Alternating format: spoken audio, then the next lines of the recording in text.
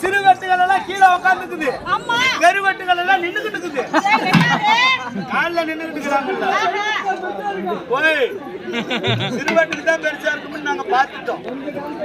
ஆமா, இருக்கிற மக்களை பிள்ளைங்களா அப்படி இருந்தாலுமே கூட தாய் குளம் அங்க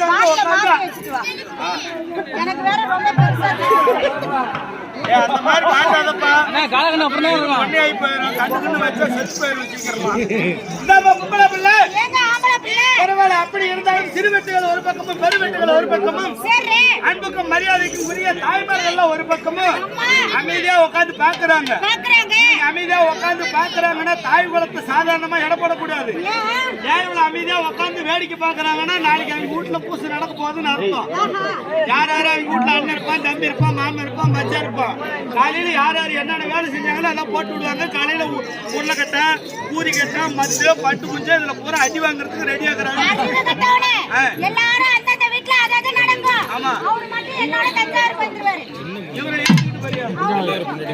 போனா விடிஞ்சு உசுரோட இருந்தீங்கன்னா ஊருக்கு வந்துட்டாரு. ஆனா அந்த அளவுக்கு ஆரம்பிச்சு விடலாமா? ஆரம்பிச்சு விடணும்னா என்ன செய்யணும்?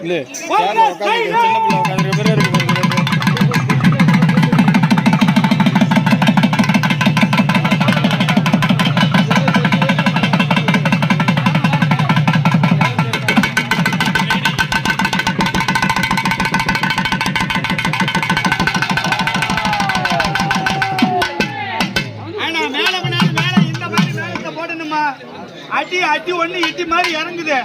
மேல தப்பிட்டாலும் இந்த மாதிரி மேலத்தை இறக்கணும். மேல எப்பேற்பட்ட மேலும் நமது கலைமணி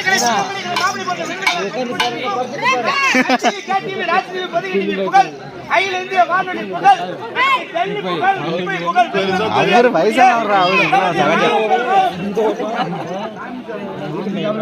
நமது நாமக்கல் மாவட்டம் சுத்துவாளம் என்னும் கிராமத்தில் வாழக்கூடிய மதிப்பிற்கும் மரியாதைக்குரிய நாதேஸ்வர வித்துவார் யாரு தெரியுமா?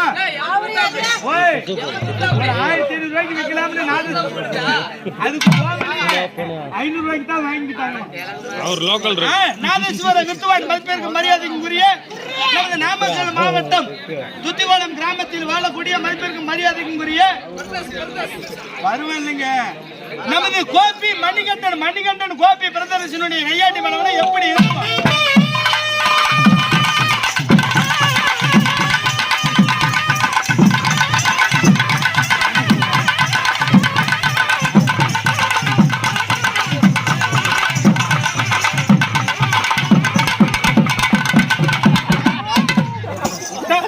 ஒரே சப்பா சத்திரம் இருக்கட்டும். இப்ப மேலத்துக்கு எப்படி போடணும்?